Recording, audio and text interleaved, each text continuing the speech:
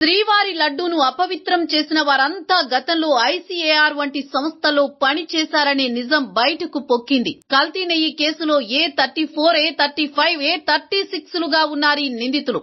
Retire అయ్యాక బోలేబాబా వంటి డైరీలకు అడ్వైజర్లుగా చేరారు. డైరీలకు అడ్వైజర్లుగా ఉండి కల్తీ నెయ్యి ఎలా తయారు చేయాలో వీళ్లే నేర్పించారు. నెయ్యిని బాగా వేడి చేస్తే DNA దొరకదని వీరికి తెలుసు. ఆ నాలెడ్జ్ తోనే PCR DNA పరీక్ష మాత్రమే చేయించేలా పావులు కదిపారు.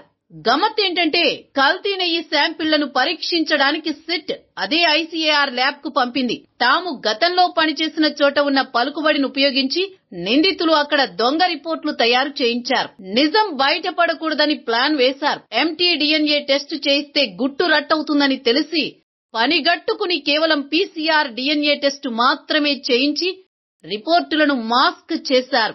ఇలా సిబిఐ సిట్ దర్యాప్తును సైతం పక్కదారి పట్టించారు. కల్తీ నేర్పించినోళ్లే క్వాలిటీ రిపోర్టులు ఇప్పించడం ఇక్కడ అసలు సిసలు ట్విస్ట్. ఇప్పుడు అందరి బండారం బయటపడింది.